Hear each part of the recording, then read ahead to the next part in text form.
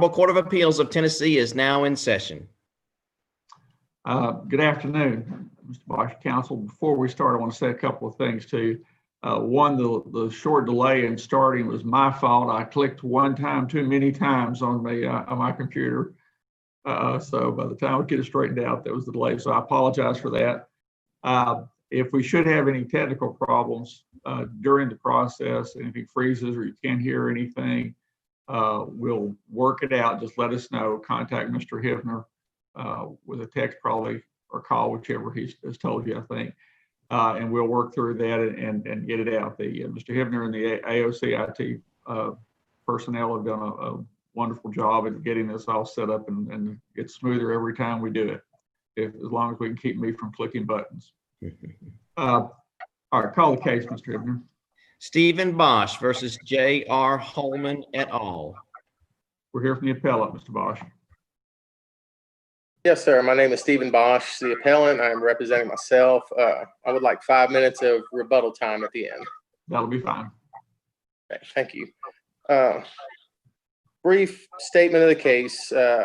Myself, Stephen Boesch, entered into a partnership agreement with two gentlemen, the appellees, Richard Frazier and Jay Holeman, in 2014, early 2014. It was a partnership. We would each have 1/3 ownership in the company. When the company finally got opened in 2015, there were some issues between all three of us, and it ended up to where I didn't feel comfortable managing the business or even staying in the partnership, so I asked to be bought out. I was eventually asked to leave. The trial took place over 2 days, December 12th of 2018, but did not continue until September 19th of 2019, 9 months later.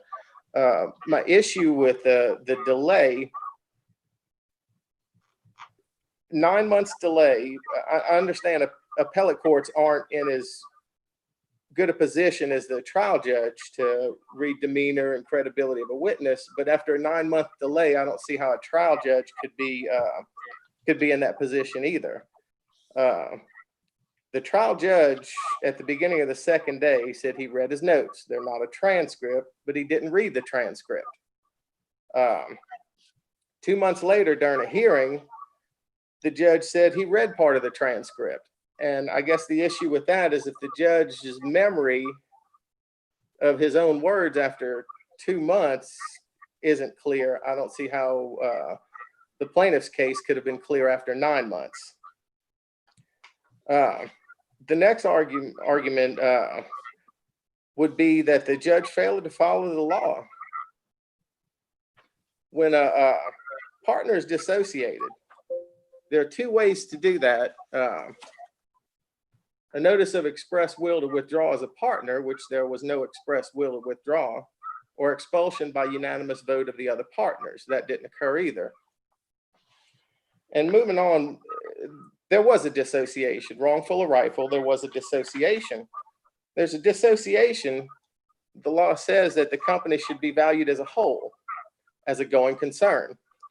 The judge ruled that the defendant's expert's report was the one he would go with. The front of a report clearly states to provide an opinion of a fair market value of a 33% interest in the company on a lack of control and non-marketable basis.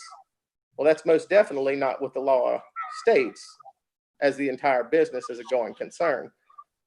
Also, Tennessee Code annotated 61-1701B states interest must be paid from the date of dissociation to the date of payment. Well, there was no interest attached to the judgment as well. Another issue with the report is the defendant's witnesses admitted the books were cooked. They were inaccurate as to payments on profit draws versus expenses. And the expert relied on these profit and loss reports that were inaccurate. So that would definitely make her report inaccurate. Another issue was the trade secrets. The trade secrets, I don't think the judge had a clear understanding on the protection of trade secrets when he made his ruling. The judge stated certainly there was no trademark or patent to protect these trade secrets, and he said he wasn't sure exactly how to do that. Well, the law states that if it is subject of efforts that are reasonable to maintain its secrecy, Tennessee Code annotated 47-25-1702. So that was clearly done here, and that was evidenced by testimony in the trial that they were a secret, that I was the only one that had knowledge of these trade secrets. Mr. Boesch, let me ask you a question. Yes, sir. Am I correct that earlier on in the process, I think in July of 2016, the trial court had entered an agreed protective order limiting the dissemination of the information regarding the recipes, formulas, etc.? Correct. That is correct. Okay. The defense tried to state that these formulas were free, open to the public. Anybody could get them, but they went through a lot of trouble to protect them with that order. And the intervening plaintiff filed a complaint to protect those trade secrets. If they were free or worthless or anybody could get them, they went through a lot of trouble to protect them. And the defendant, Jay Holeman, even admitted they were trade secrets. In his testimony, admitted that when I brought the trade secrets in, I stated if I ever left, they would go with me. This was admitted by the defendants.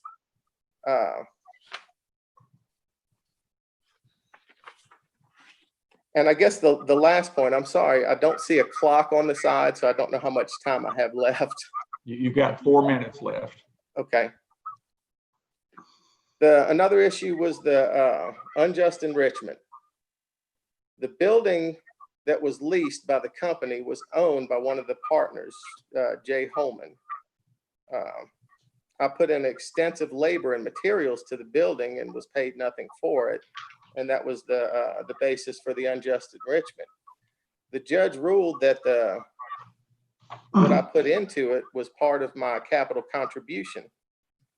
Tennessee Code annotated 61-1204C states that property is presumed to be partnership property if purchased with partnership assets, even if it's not acquired in the partnership name.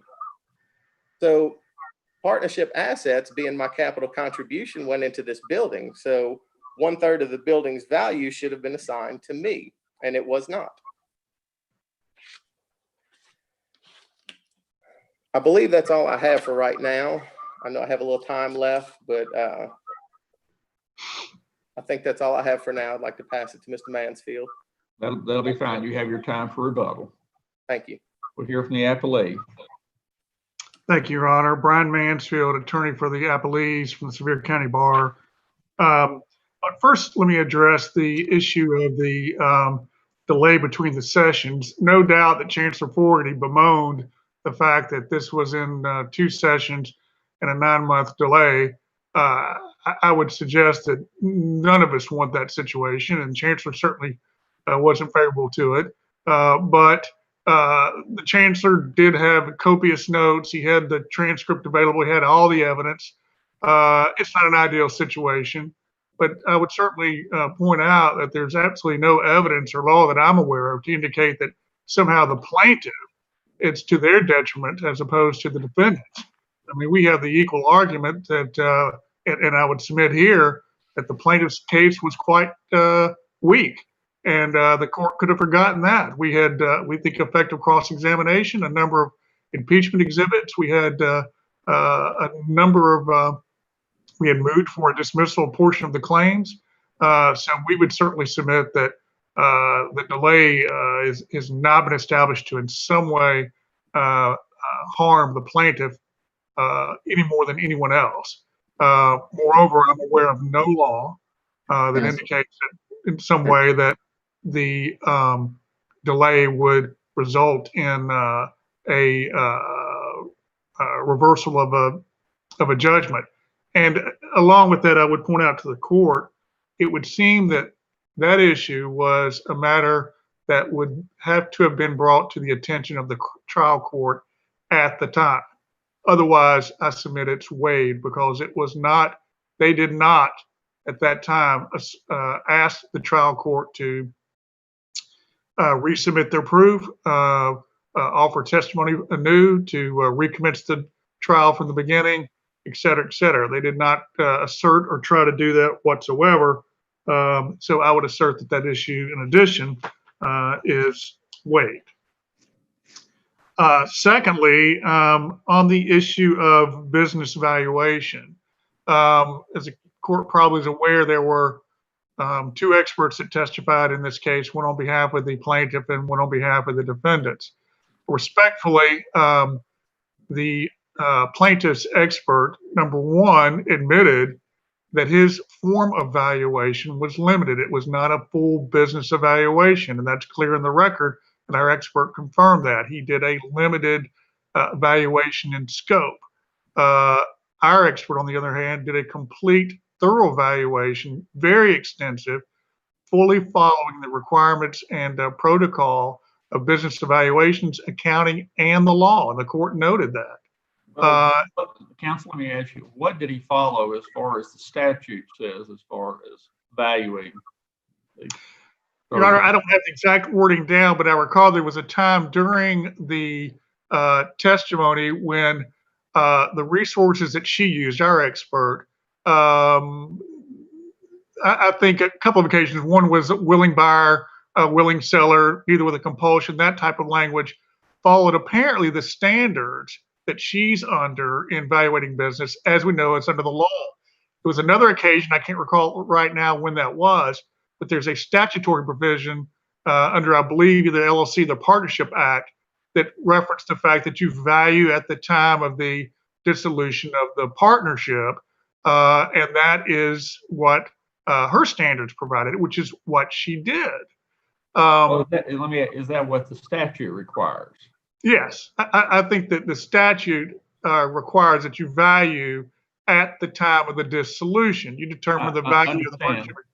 Yeah. Let me ask you, just read the statute to you, and you tell me your position here. We're talking about that the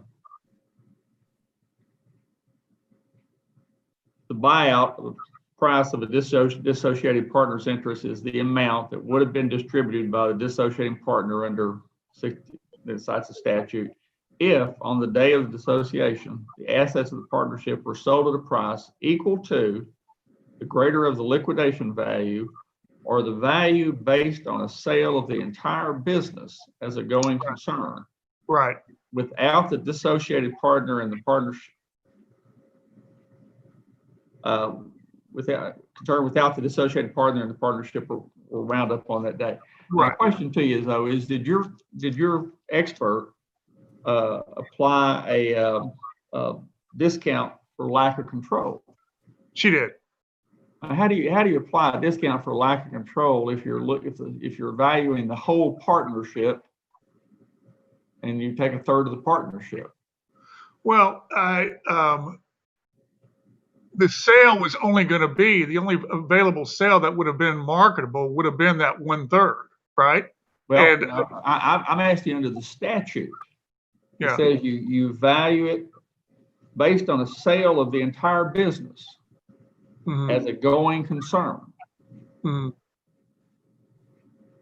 You know, if you're putting a value on the entire business, while you still may have a lack of marketability because there may not be a market for the entire business, but for how do you have a lack of control when you're valuing the entire business? I would suggest to Your Honor that both experts agreed that it had to be discounted by a lack of control. How that lines in with that statute. I think that that's what my question to is. Yeah, I see your point. Your point is, well, you're talking about to sell the whole business. I have to think on that, but it seems it's right that you have to discount it with a lack of control because you're still having two remaining partners. I will mention this. the other aspect of it, the liquidation, our expert testified it had no liquidation value. I don't think there's any real. Okay, so you're going with the other part of it. I would have to look at that statute again. I'd have to go back and see our notes on that. I know that she was familiar with the statute. I felt like she felt like it was exist for that. Was she looking at the partnership dissociation or for an LLC? They're a little different. Yeah, they are different. They are different. I agree, and that was a little muddled in this case. There's no doubt about it. I can't be sure what she referenced. I know, or what the I'm sorry. Go ahead. Well, I know that she referenced in her standards. Let's call them business valuation or accounting standards for evaluation of business. I feel confident that her standards she thought that were applicable were at the time, and the interest. That interest being Mr. Bosch's interest. It would seem to me that if we take that literally and we talk about the value of the business without discounting lack of control, it's a fiction. In some way, that's just going to be a fiction because we still had an ongoing business with the surviving partners. So I'm not sure how that works. I'll frankly say I'm not sure how that works, and I'd have to go back and look. I don't know. Sometimes our General Assembly moves in mysterious ways. Well, I found the LLC statute to be difficult to follow in terms of valuation as well. All right. Go ahead. So, and so what the chancellor did, as the court's probably aware of this, he felt like that she had done the better job with it and had applied the proper standards, and that there were flaws in their expert. Particularly, he chose a date that really has makes no sense. He chose August of 2016, as I recall, as his date for determining the valuation. That has no connection really with anything. He considered the ongoing operations after Mr. Boesch was gone, which included a brand new distillery and business on Highway 66 that he had nothing to do with, didn't invest in, and that Mr. Holeman put all the money up for. That didn't make sense. I could possibly consider that. Still, our expert, with all of the factors, it's being hardly online for 3 months. They started up in Labor Day, I think, and this was December roughly 15th when he left. Barely 3 months. An upstart. The percentages would indicate that it's much more likely to fail than to ever survive. A 1/3 interest with a lack of control, with no public marketing, no public trading. Still, she determined that perhaps a venture capitalist, or perhaps what she referred to as a quote angel, kind of a savior, might have been willing to pay Mr. Boesch $23,000. Frankly, I can't imagine there'd be somebody out there willing to do that at that time under those circumstances, but that's what she said, and the judge followed that. And so the judgment entered accordingly. And so that's where we went with the valuation. If I could, I don't know how much time I have left, but a little bit less than 5 minutes. Okay. The issue regarding the Uniform Trade Secrets Act, I'm sure the court is quite aware of that act, but it appears to me, based upon the statute wording and the interpretive case law, that it is inapposite to the facts here. It seems that the plaintiff, through counsel and himself directly, somehow seemed to muddle or fuse that between some sort of intellectual property protection and the Fair Uniform Trade Secrets Act. Uniform Trade Secrets Act appears to me to be an act that's been adopted around the country for essentially an employee misappropriating or stealing trade secrets of an industry and then using it against him in a competitive manner. It's almost a malicious criminal kind of statute. Here, what Mr. Boesch is claiming is that somehow his recipes were a trade secret. Well, there's no evidence, number one, that they were a secret, that they qualified as trade secrets. And if they did, they were not his. They simply weren't, despite what he says. How did they? Let me ask a couple questions on that. How did they would you agree they were his before he came into the partnership? The proof was a little contradictory on whether he created the recipes after he got there or just brought in recipes he had previously done. And by the way, he had only done this one time before. I believe the proof demonstrated that he had previous know-how, but created new products for this partnership. All right. Did the trial court address that, whether or not the recipes were created before or after? Yeah. Judge Sweeney, I think what the trial court concluded on that was that even if all the product was his, the way it was when it came into the door, that was his contribution or part of his contribution to the partnership. That along with sweat equity. The other thing that I think is go ahead. Do you have another question about that? Yeah. Was there upfront money put down by the other partners into this partnership? Initially, only Mr. Holeman. Mr. Boesch never put any money down. And then later on, the other partner did put in $50,000. Okay. What? Mr. Boesch Only one of the other partners? Yes. Okay. Yeah. The one partner who was the money man, as he testified to, put in almost all the money, and another partner put in $50,000 sometime down the road. How much did the money man put in? Judge McClary, I don't remember the figure. He provided the property for the business. I don't know if we had all the dollar figures on that. Several $100,000, I would think, to buy the equipment, all that sort of thing. I don't know that we had on that particular, the initial store when Mr. Boesch was still around. I don't know what that figure is. After Mr. Boesch was gone, we did present evidence that he put in like 1.7 million on the next store. I don't know exactly what the figure was in the first one. Okay. It was a lot. It was everything. And the other partner put the $50,000 in later. Okay. But Mr. Boesch had his sweat equity, so to speak. Right. And the court determined that sweat equity and his know-how. So he was the only one of the three that knew anything about moonshine. So that's what he brought into the business. And his sweat equity. He's also, by trade, is an HVAC guy. So that's kind of what he brought into the business. And as the trial court found, the recipes, even if they were, assuming they were, the trial court said even if they were created before he became a partner, that was part of his contribution to the partnership. Correct. That's essentially what the court ruled. And I would mention that despite what Mr. Boesch has indicated, we were able to demonstrate, actually through Mr. Bosch's own words, that these recipes aren't a secret matter. You have to actually register them, and not 100% every percentage, but you have to register them. And in this business, the flavoring companies, there are companies around the country that provide flavorings like blueberry or apple pie or whatever the flavor is of the moonshine. They will provide you recipes for free. This much sugar, this much flavor, this much alcohol, this much this. And as Mr. Boesch said, we proved into evidence with the document on his own handwriting that this is easily determinable and available on the internet. I mean, these recipes are simple. They're pure grain alcohol, there's sugar, they're flavoring, maybe a small acid, and that's it, coloring.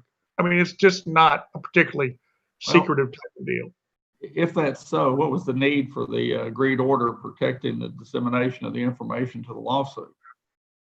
Well, as I recall, maybe opposing counsel asked for that. It's not unusual for us to do it. I mean, we asserted that if they were trade secrets, they were ours. We don't think that they're trade secrets, but they're ours. And so, I mean, I'm pretty sure I would have consented that, well, yeah, let's not have it disseminated beyond what the litigants are dealing with. One more question here. Your time's up, but one more question. Was there any proof as to whether or not the partnership was continuing to use, we'll call it Mr. Boesch's recipes for the purpose of my question, so you know what we're talking about, use those recipes that he brought to the partnership, or are they using recipes they got from elsewhere, off the internet or from flavor companies or wherever. So the evidence was that after Mr. Boesch left, we had no one that knew how to make them, but we did have inventory. Brought in somebody new, and they eventually learned that. So we went a little. This is in wintertime, obviously, so there wasn't a lot of sales going on. And then we eventually had someone in there who then would use the recipes as they were, and eventually they were morphed, tweaked. There was testimony that we just got rid of some, added a bunch of different ones. Over a slow period of time, there may have been one or two left that were originally as produced, but it changed as it went on with the new person. That was the testimony. All right, Mr. Boesch, you have your time for rebuttal. Thank you. Okay, the first point I'd like to address, when their valuation expert that said there was no liquidation value of the company, that was because she converted Mr. Holeman's equity into debt. Now, she claimed his contribution was in the form of a loan, but there was absolutely no evidence of a loan. It was a contribution, and she converted that to debt. That's why it appeared that there was no liquidation value. The plaintiff's expert actually followed the law. He did not use a lack of control discount in his valuation. There was none. His valuation is part of the record that can be seen, obviously. The judge even made a comment that he had no lack of control discount in his valuation. Mr. Mansfield said something about an arbitrary date that Mr. Parker picked for his valuation. It wasn't an arbitrary date. It was the date he had information up to when he was provided bank statements and tax returns. It was up until the date that he valued the company. So it was most definitely not an arbitrary date. What was that date in comparison to when you had left the partnership? I think approximately 2 years, maybe a little less than 2 years. Okay. Now, Mr. Holeman's contribution, he agreed to contribute $300,000. He admitted that. He only put up $244,000. He coerced myself to put up all this labor that he would contribute $300,000. He only put up $244,000, and Mr. Mansfield just states he put up all the money he had. Now, a year later, when he was sold his rental company, Mr. Mansfield says he put up 1.7. It was actually 1.2 million is what's in the record. And that wasn't put towards the company. Mr. Holeman admitted he put that into a building and remodeled it and then leased it to the company. The building that he put the 1.2 million in is under Holeman Properties name, not under the business's name. So that 1.2 million was most definitely not put into the business. It was leased to the business at an outrageous rate of $25,000 per month for 4,000 square feet. Now, and the property that the original business was in was leased to the company from Holeman Properties. I think it's an outrageous rate, but it is what it is, and that's what was used in the valuations. And as far as Mr. Mansfield said, Mr. Frazier put $50,000 into the company. Well, his expert testified that that $50,000 was a repayment of a loan. It wasn't invested into the company, it was a repayment of a loan. So that is definitely not valid for him putting in money, which he never did. Mr. Mansfield talked about the registration of the formulas. They were registered as owned by the company. We asked for ownership documents that they could not provide because the registration has nothing to do with ownership. Their distiller, Justin Holeman, testified to that, and I believe Mr. Holeman did at trial, that registering the formulas with the federal government is a safety concern. It's not registering as ownership. It has nothing to do with ownership. And as far as the formula is concerned, Mr. Mansfield, right. It is an intellectual property case because trade secrets are a form of intellectual property, property that belonged to me. And it was testified by me that these trade secrets existed before the company was even formed. That was never refuted. In fact, Mr. Frazier and Mr. Holeman in their answers claim that these formulas were misappropriated from somewhere else. I mean, if it was something I created while I was there, how could they be misappropriated from my previous employer? They claimed they were misappropriated from my previous employer, even though they admitted in deposition that they had absolutely no knowledge of it. They don't know what I use for formulas. They don't know. So it was very confusing to try and follow along with this. Another thing, Mr. Holeman testified in the trial, it's in the trial transcript. Mr. Mansfield asked him, he says, have you heard Mr. Boesch testify that his bringing the recipes or bringing in the ability to do these recipes was not something he was going to contribute to this partnership, but the recipes were going to be his own, but that was not something he was going to bring to the business? And Mr. Holeman answered, yes. Do you remember him testifying to that? Yes. Is that true? Yes. That was Mr. Holeman's own words. Not only did he verify in testimony that they were trade secrets, he just verified that in his testimony that they were my trade secrets and they would go with me if I left. So it's definitely not an issue of whose trade secrets they were, because they've admitted to it. Mr. Boesch, And Mr. Boesch, I'm sorry. You've used your time. Oh, I'm sorry. Okay. That's Thank okay. you. You used time. And you may already know this, Mr. Boesch, but let me tell you how the process works from here. So Okay. to ensure that you do, we'll take the case under advisement, the appeal, and then we will issue a written opinion, sending it to you and counsel here at the same time. So you both be notified that way. Okay. Appreciate both of your arguments on the briefs on this. Mr. Hivner, if you would recess court, adjourn court till tomorrow morning.